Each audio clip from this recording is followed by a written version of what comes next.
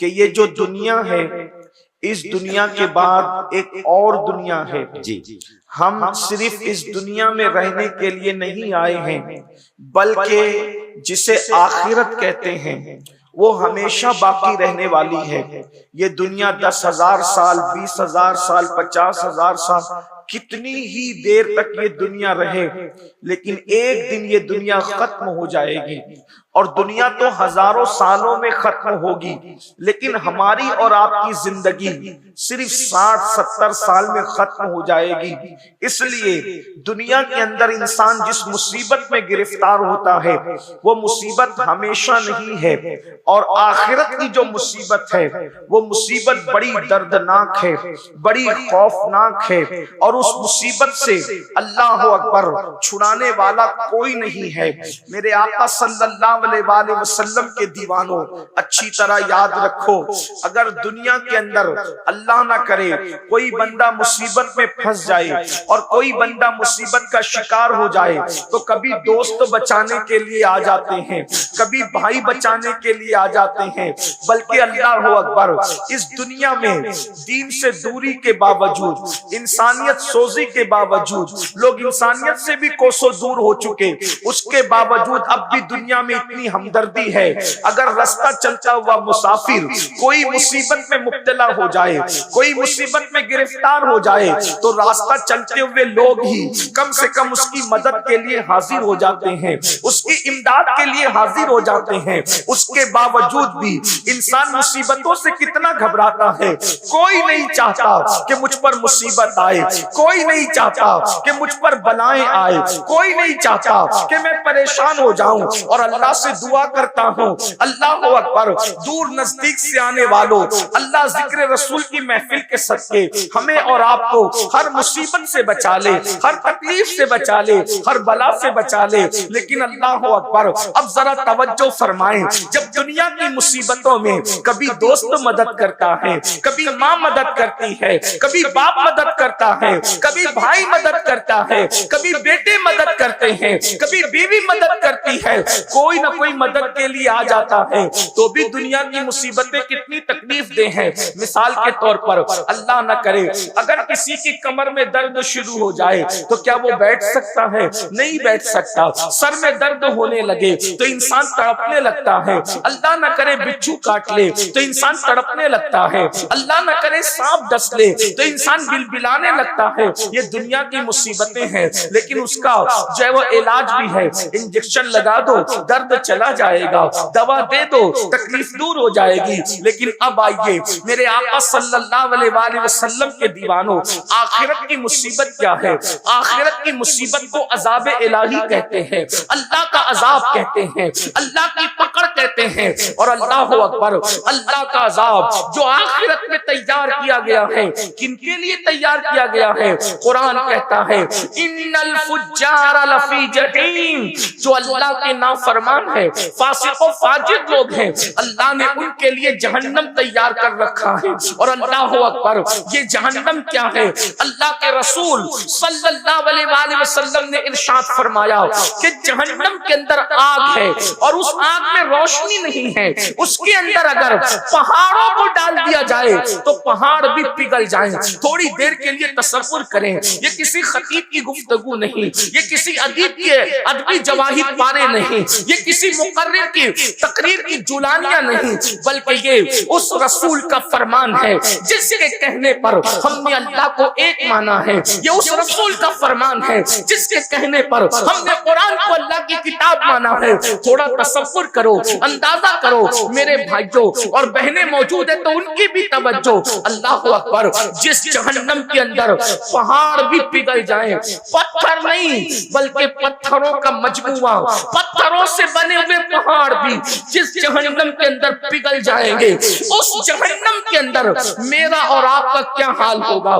اللہ رب العزت سے دنیا کی مصیبتوں سے چھٹکارے کے لیے دعا مانگنے والوں، دنیا کی مصیبتوں سے ڈرنے والوں، ذرا تصور تو کرو، ذرا گمان تو کرو، جس میں پہاڑ پگھل پگھل جائیں گے، اس میں انسان کی پوزیشن کیا ہوگی، انسان کی ہڈی اور چمڑی کا حال کیا ہوگا۔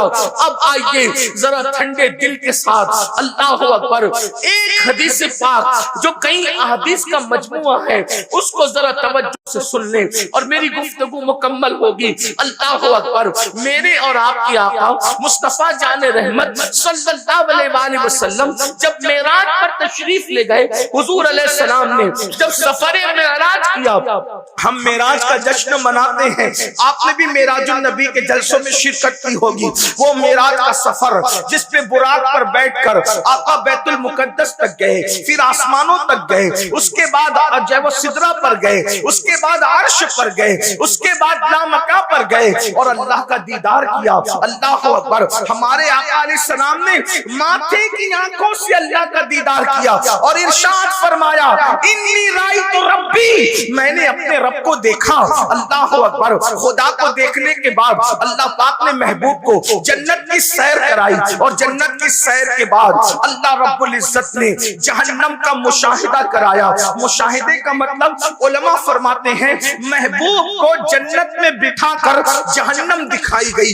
حبیب یہ جہنم دیکھیے، اب اللہ کے رسول علیہ السلام نے جو جہنم کا ماحول دیکھا اس کو بیان فرمایا، اس کو ذرا سن لے۔ یہ معراج النبی کے بیان کا ایک حصہ ہے اور اللہ پھر سوچو کہ ہم کہاں ہوں گے، ہماری کیفیت کیا ہوگی۔ اللہ کا عذاب کیا ہے؟ قرآن کہتا ہے ان بطش ربک لشدید، تیرے رب کی پکڑ بڑی سخت ہے۔ اللہ کی پکڑ سے ڈرو، اللہ کی پکڑ سے ڈرو، اس لیے کہ جب وہ پکڑ کرے گا، جب وہ عذاب دے گا تو بھائی کو پتہ بھی نہیں چلے گا، باپ کو پتہ بھی نہیں چلے گا، ماں کو پتہ بھی نہیں چلے گا۔ میرے امام کہتے ہیں ان کے سوا رضا کوئی حامی نہیں جہاں، ان کے سوا رضا کوئی حامی نہیں جہاں، گزرا کرے پسر پہ پدر کو خبر نہ ہو، جب بیٹی پہ گزرے گی تو باپ کو پتہ بھی نہیں چلے گا، کسی کو پتہ نہیں چلے گا۔ اور یاد رکھنا اگر کوئی سوچے کہ پتہ بھی چل جائے تو کوئی کر کیا سکے گا۔ اللہ اکبر، وہاں تو کسی کو اجازت ہی نہیں ہوگی، وہاں تو کسی کو اللہ اکبر وہاں تو کسی کی طاقت بھی نہیں ہوگی۔ میرے امام مزید فرماتے ہیں، کہتے ہیں کہ شفاعت کرے حشر میں جو ہماری، سوا تیرے کس کو یہ قدرت ملی ہے؟ ارے سب کو اپنی اپنی پڑی ہوگی۔ اللہ اکبر، اب آئیے معراج النبی میں، معراج کی شب میں اللہ کا دیدار بھی کیا، جنت کی سیر بھی کی اور جہنم کا جو مشاہدہ کیا اس کو سنے۔ میرے اور آپ کی آقا و مولا خاتم النبیین قائد المرسلین سید العالمین فرماتے ہیں کہ جب میں نے، اے میرے صحابہ، آقا صحابہ کو بیان کر رہے ہیں، اے میرے صحابہ، جب میں نے جہنم کا مشاہدہ کیا، آقا ارشاد فرماتے ہیں تو میں نے دیکھا ایک بندہ لیٹا ہوا ہے، جہنم کے اندر لیٹا ہوا ہے۔ ہائے ہائے، اللہ کے رسول بیان کر رہے ہیں جہنم کے اندر لیٹا ہوا ایک بندہ اور ایک بہت بڑا پتھر اس کے سر پہ مارا جا رہا ہے۔ اللہ اکبر، میں آپ کے اور اپنے چہرے کو دیکھتا ہوں تو مجھے بھی اپنے آپ اور آپ پر بھی ترس آتا ہے کہ اللہ اکبر کتنے کمزور ہیں ہم لوگ اور خدا کا عذاب کتنا طاقتور ہے، کیسا وہ خوفناک ماحول ہوگا۔ اللہ کے سچے نبی فرما رہے ہیں اور یہ بات سننا اور دھیان سے سننا، بہت غور سے سننا، بہت دیر تک آپ کو امتحان میں نہیں رکھیں گے، مختصر میں، لیکن یہ کسی کے دل کی آواز ہے، یہ کسی کے دل کی صدا ہے۔ اے میری قوم کے جوانوں، سوچو تو صحیح، اللہ اکبر، جہنم کی آگ پر کوئی لیٹا ہو اور اس کے سر پہ بڑا پتھر مارا جا رہا ہو، اللہ کے رسول بیان کر رہے ہیں، اللہ کے سچے نبی بیان کر رہے ہیں، اللہ اکبر، یہ اتنے سچے ہیں، سچے تو دنیا میں بہت آئے لیکن میرے نبی اتنے سچے ہیں جن کی سچائی کی گواہی ان کے دشمن بھی دیتے ہیں، دشمن بھی جسے صادق الوعد الامین کہتے ہیں، جس کی سچائی کی گواہی اللہ تبارک و تعالیٰ دیتا ہے۔ اللہ اکبر، ذرا غور تو کریں، یقیناً آپ کو معلوم نہیں ہے اس لیے آپ کہیں اور جا رہے ہیں۔ یہ جلسے اسی لیے تو ہے، ہمارے نقیب صاحب نے اسی لیے فرمایا یہ جلسے اسی لیے تو ہے تاکہ آپ کی معلومات میں اضافہ ہو، آپ کو بتایا جائے، آگاہ کیا جائے کیا ہو رہا ہے۔ اللہ اللہ اکبر، میرے آقا سچے نبی صادق و مصدوق فرماتے ہیں ایک شخص لیٹا ہوا ہے اور اس کے سر پہ بڑا سا پتھر مارا جا رہا ہے اور وہ پتھر لڑک کر دور جاتا ہے، وہ بندہ اس کو اٹھا کے لاتا ہے تو پتھر سے جو سر کچلا گیا تھا، شارحین فرماتے ہیں سر وہ پتھر سے جب کچلا جاتا تھا تو وہ سر ایسے پس جاتا تھا جیسے چنے پہ ہتھوڑا مارنے سے چنا پس جاتا ہے، ویسے وہ پتھر مارنے سے سر پستا ہے۔ اور آپ اس کا اندازہ کر سکتے ہیں، پڑھے لکھے لوگ ہیں، سوچ بوجھ والے لوگ ہیں، جب سر سے پتھر ٹکراتا ہے تو سر کی کیفیت کیا ہوتی ہے؟ لوگ ہیلمٹ لگا کر سفر اس لیے کرتے ہیں ہاتھ پہ چوٹ آئے گی تو چلے گا، پیر پہ چوٹ آئے گی تو چلے گا، جسم پہ چوٹ آئے گی تو چلے گا، لیکن سر بچا لو، اس لیے کہ ہاتھ پیر پہ سینے پہ کہیں بھی چوٹ آ گئی تو زندہ رہنے کے امکانات باقی رہیں گے، لیکن اگر سر پہ چوٹ آ گئی تو زندہ رہنے کے امکانات ختم ہو جائیں گے۔ اللہ اکبر، اس لیے لوگ ہیلمٹ لگاتے ہیں، ہماری حکومت کی طرف سے بڑی پابندی ہیلمٹ کے لیے، بہت اچھی بات ہے، لگانا چاہیے، لیکن سوچو میرے بھائیوں، اللہ کے سچے نبی صادق و مصدوق فرماتے ہیں سر کچلا جاتا ہے اور اس کی کیفیت شارحین کیا بیان کر رہے ہیں؟ جیسے چنے پہ ہتھوڑا مارنے سے چنا پس جاتا ہے، اسی طرح سر کچلا جا رہا ہے، اور سر کچلنے کے بعد وہاں موت نہیں آنی ہے کسی کو، وہاں نہ جینے دیا جائے گا نہ مرنے دیا جائے گا۔ اللہ اکبر، کیا دردناک صورتحال ہے۔ اللہ اکبر، آقا فرماتے ہیں پتھر لڑک کر جاتا ہے، سر پھر درست کر دیا جاتا ہے، پھر پتھر مارا جاتا ہے، پھر وہ ویسے ہی پس جاتا ہے، پھر پتھر لڑک کر جاتا ہے، پھر لایا جاتا ہے، سر ویسے ہی پس جاتا ہے۔ میرے آقا فرماتے ہیں میں نے جبریل سے پوچھا اے جبریل یہ کون لوگ ہیں اور ان کو یہ دردناک عذاب کیوں دیا جا رہا ہے؟ تو جبریل امین عرض کرتے ہیں یا رسول اللہ صلی اللہ علیہ وآلہ وسلم یہ لوگ نماز نہیں پڑھتے تھے دنیا میں، اس لیے ان کا یہ حال ہے۔ اللہ اکبر، میرے بھائیوں آپ سے پوچھنا چاہتا ہوں، آپ لوگ 4 گھنٹے سے، کوئی 5 گھنٹے سے، کوئی 3 گھنٹے سے اس جلسے میں بیٹھا ہوا ہے، لیکن آپ سے پوچھتا ہوں کتنے شوق سے جلسے میں آتے ہو، جلسے گھنٹوں چلتے بیٹھتے ہو، اللہ اکبر، لیکن نماز پڑھنے میں کتنا ٹائم لگتا ہے؟ صرف 10 منٹ کا ٹائم لگتا ہے، ایک وقت کی نماز میں صرف 10 منٹ کا ٹائم، اور اگر 5 وقت پڑھ لیں تو صرف 50 منٹ کا ٹائم لگتا ہے۔ اب آپ مجھے بتائیں 50 منٹ نہ نکالنے والوں کتنی دردناک عذاب کی طرف تم جا رہے ہو، کتنے دردناک عذاب کو چیلنج کر رہے ہو، کتنے دردناک عذاب کو آواز دے رہے ہو، اور پھر سن لو کوئی بچانے والا نہیں ہے، امام آواز دے رہے ہیں ان کے سوا رضا کوئی حامی نہیں جہاں، گزلا کرے پسر پہ، پسر کہتے ہیں بیٹے کو، گزلا کرے پسر پہ، پیدر کو خبر نہ ہو، پیدر کہتے ہیں باپ کو، باپ کو بھی خبر نہیں ہوگی۔ اور سن لو بچانے والی ایک ذات ہے، وہ محمد رسول اللہ کی ذات ہے۔ اب ان کی حدیث سنو، آقا ارشاد فرماتے ہیں کہ جس نے جان بوجھ کے نماز چھوڑ دی قیامت کے دن اس کے ساتھ میرا کوئی وعدہ نہیں ہے۔ اللہ اکبر، دھوکے میں مت رہنا، اللہ کے رسول نے آگاہ کر دیا، حضور علیہ السلام نے آگاہ کر دیا، ان کے ساتھ میرا کوئی وعدہ نہیں ہے۔ جو نماز چھوڑ دیتے ان کے ساتھ آقا فرماتے ہیں میرا کوئی عہد نہیں ہے، کوئی وعدہ نہیں ہے۔ مسجدوں کو ویران کرنے والوں، مسجدوں سے کوسوں دور بھاگنے والوں، بتاؤ کیا یہ عذاب ہم سے برداشت ہو سکے گا؟ کیا یہ عذاب ہم برداشت کر سکیں گے؟ نہیں نہیں، ہرگز نہیں۔ اپنی جوانی پر رحم کھا لو، اپنی ہڈی چمڑے پہ رحم کھا لو، اپنے آپ پہ رحم کر لو۔ میں آپ سے کسی اور کے لیے رحم کی بھیک نہیں مانگ رہا ہوں، میں آپ سے آپ کے لیے رحم کی بھیک آپ سے مانگ رہا ہوں۔ نہیں برداشت کر سکیں گے۔ یہ دنیا چند سال کی ہے، یہ دنیا میں چند دن جینا ہے، پھر موت ہے۔ روح کا رشتہ جسم سے ٹوٹ جائے گا میرے بھائیوں، مر جاؤ گے، موت آنی ہے، حق ہے، موت برحق ہے، موت سے کس کو رستگاری ہے؟ آج وہ کل ہماری باری ہے۔ مرنا چاہو گے تو بھی موت آئے گی، نہیں مرنا چاہو گے تو بھی موت آئے گی۔ میں آج صرف آپ سے یہ عرض کرنا چاہتا ہوں، نمازی بن جاؤ، صرف آج ایک بات پر عہد کر لو، نماز پڑھیں، 10 منٹ کا ٹائم۔ بھائیو پان بھی کھاؤ نا، پان تو پان کھانے میں بھی 10 منٹ سے زیادہ کا ٹائم لگتا ہے، پان کھانے کے لیے بھی 10 منٹ سے، نماز کے لیے تو پان کھانے سے بھی کم ٹائم میں نماز ہو جاتی ہے، صرف 10 منٹ۔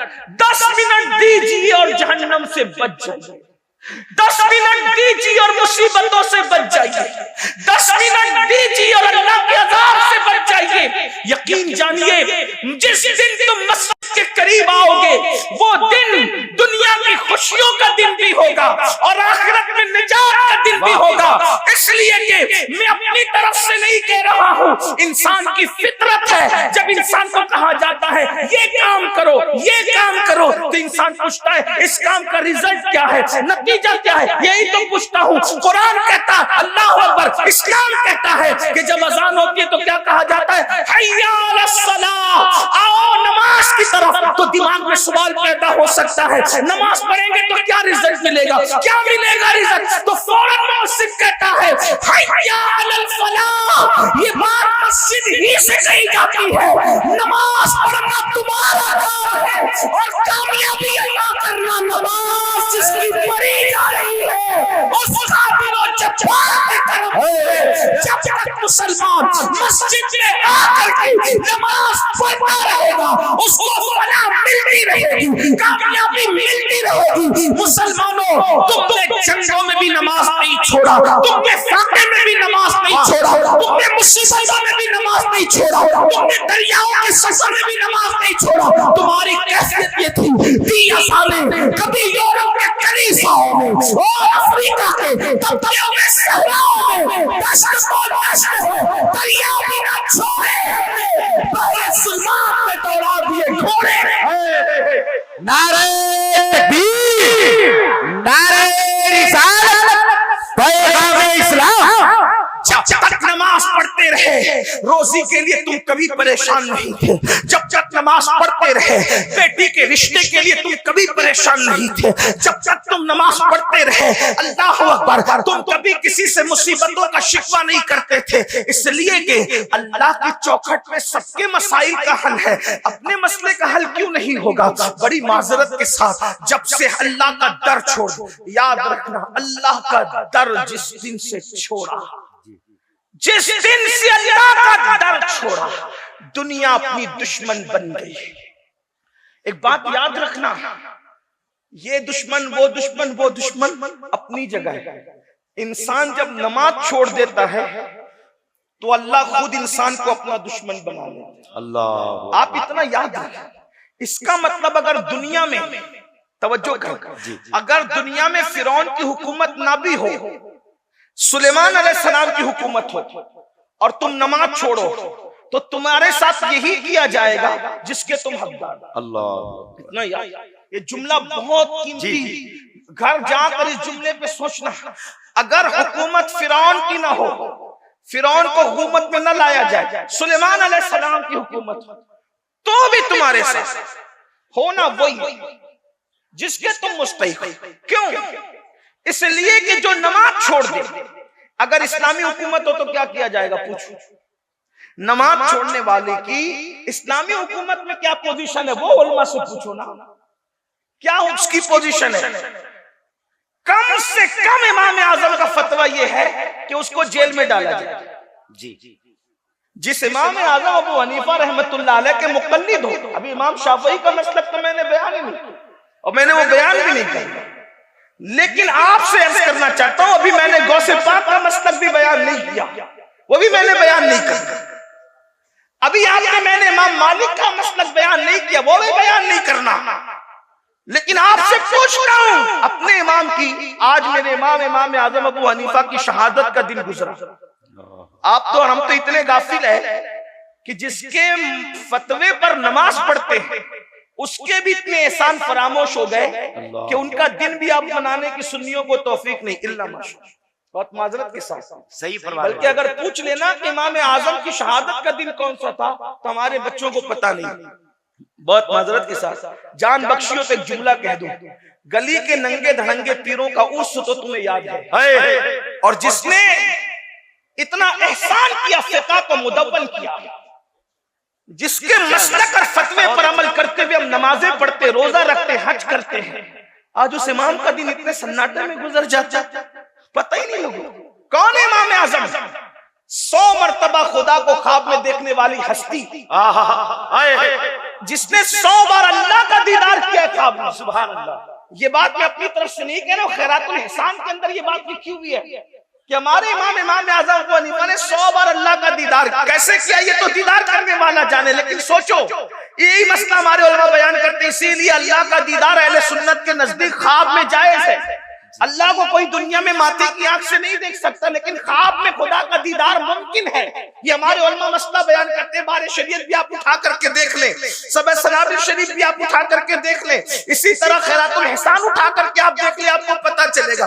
سوچو تو کتنا بڑا ولی، کتنا بڑا ولی، کتنا بڑا ولی، ارے کتنا بڑا ولی. داتا علی حجویری کا امام، داتا علی حجویری کا امام امام اعظم ہے. غریب نواز کا امام امام اعظم ہے. صابر کلیت کا امام امام اعظم ہے. محبوب الہی کا امام امام اعظم ہے. اللہ قطب الدین بختیار کاکی کا امام امام اعظم ہے. اور ہم سنیوں کے امام اعلیٰ حضرت کا امام بھی امام اعظم ہے. زندہ باد، زندہ باد. بڑے بھول گئے.